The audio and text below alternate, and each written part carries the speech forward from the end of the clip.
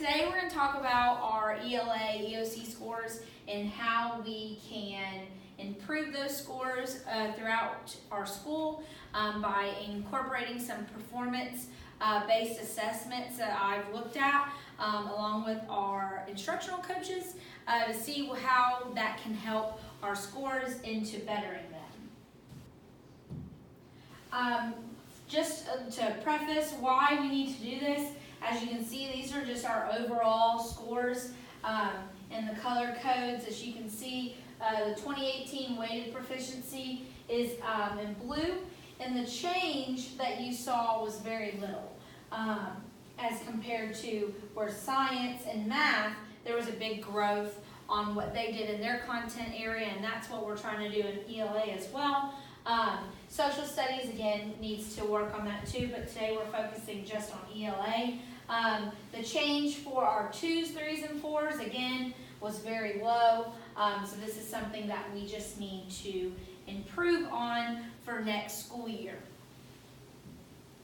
Okay?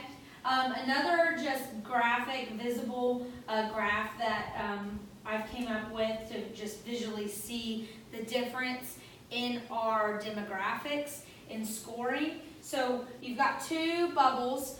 Can you go back for me? Thank you. You got two bubbles of our white population and our black population compared to 9th grade literature and American literature. We want these bubbles up in the top right-hand corner. And as you can see in 9th grade literature, we are on the other side of this line. This is like our 50% line, and that's not good. So we're wanting to get back on this side up towards this area. Same thing here. We're a little bit in the middle right here, but not quite where we want to be yet. And as you can also see that our white population is closer to that corner than our black population is. So what we have to try to do is what can we do as teachers and as a department for ELA to focus on getting these grades better. And what I meant to do at the beginning, if you haven't noticed already, if you haven't joined the nearpod.com, sorry as y'all were coming in, I was telling you guys to join it. Here's the code. What you're going to see on the next slide after you click on there, it's going to ask a question, and I want you to answer it. It's a question on what do you think is the reasoning behind our scores in ELA, why they are so low. So if you can just answer that for me, that'd be great. We'll just go ahead and continue as we go. Here's another large graph, but in comparison to all of our content areas. One of the big, what we're going to focus on again is just ELA, and what you see, the CCSS, that's Coweta County School System, that is what we're comparing to the other 2 high schools in the county to us. So there's 3 total high schools. We're looking at the difference in the scores. So as you can see in Newnan High School, the amount of 4s that we scored is barely a third of what we're barely a third contributing to how many students received a 4, which we obviously want that number to be higher. Then you look at our 3s, which is like our next big number that we want to hit. That's a very low number. Out of over 1,400 students, we only contributed 438 students to get a 3. Our 2s, same thing. Very little amount. We don't want to score the 1s and 2 ranges anyway, so we would like that number to be low. But you can see that 384 of our students contributed to the over 1,100 students received a 2. Same thing with 262 students received, out of 604 students received a 1. And over here, another thing to just note and why it's so important that we need to focus on this is that our target, okay, for the county, our target was by 73% is what we're going to try to do to change, to try to increase our scores, to get those students into the 3s and 4s. But at Newnan, we only reached to 67%. So what are we going to do to try to fix that? So we have some school improvement plans in place that we can focus on, some action steps. Teachers need to establish and communicate their clear learning goals in the classroom. That way the students know what they're expected and knowing what goals they need to meet, what targets, and then they feel successful. Teachers need to help collect data of student work. I know we always say collect data, but collecting that data will then be able to show not only you as a teacher, but be able to show the student and their parents where they're standing in the classroom. Add some common assessments that will be implemented and reviewed formally and informally. Okay, by doing all of this, making sure our lesson plans are good, our formative assessments are on point, we give effective feedback to the students so they know what they need to work on. Okay?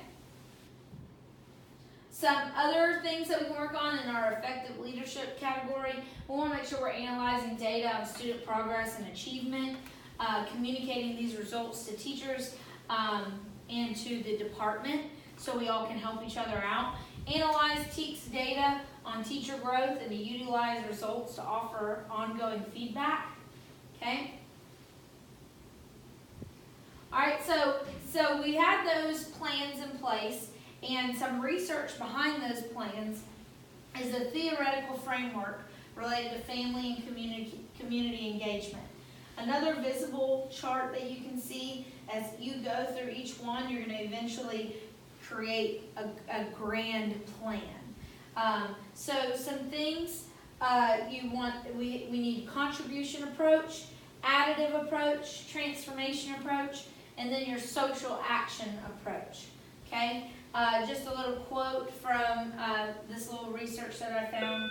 Multicultural education should aid students in getting to know their hometown and community cultures. Additionally, multifaceted education should also be adopted to help students overcome cultural barriers and acquire the knowledge, attitude, and skills necessary for participating in civic activities. So, you're probably wondering, what do those four approaches, what are those things? So, make sure you're listening, because there's going to be a little matching after this. So, first one is the contribution approach. This is the addition of ethnic heroes into the curriculum that are selected using criteria similar to those and used to select mainstream heroes from inclusion to the curriculum. Additive approach is the addition of content, concepts, themes, and perspectives to curriculum without changing its basic structure. Transformation approach that changes the basic assumptions of the curriculum and enables students to view concepts, issues, themes, and problems from several ethnic perspectives and points of view, which we have a wide variety of diversity here at Newnan. And then the social action approach teaches students thinking and decision-making skills to empower them to help them acquire a sense of political efficacy. So one of the big action steps, the big plans that I think we need to focus on is the family. Where is our students coming from? And by doing this, we're creating parent workshops for parents to come in, learn what their child's doing in class, knowing how to log into their Infinite Campus to keep up with their students' grades. There's tons of students that I talk to many of the times that do not know how to get on Infinite Campus. So teaching them that in those workshops, having a literacy and celebration of reading night to celebrate those students that have met those goals and for parents to see that. Okay, in the next slide of your Nearpod, you're going to see a matching. So what I want you to do, take a few minutes, work on the different frameworks that we just talked about. You're matching the definition to the term of the frameworks. And while y'all are doing that, I'm just going to keep going through. So our next thing that we can work on too is our professional capacity, professional development training sessions, and research-based strategies, allowing teachers to still work on, in higher ed into their content area, making sure that they're up to date on everything. Content area and horizontal meetings, making sure, which we have here at Newnan, where we have common plannings and we're able to meet a few times a week with not only our grade level, but our content area as well as a whole. Okay, also adding to our supportive learning environment, adding those reading enrichment classes paired with 9th grade literature and struggling learners. Combining those learners will help them in the long run. Tutoring is offered in the Learning Lab 5 days a week, so giving that options to students that they have the availability to reach their goals. All right, is there any questions? All right, thanks.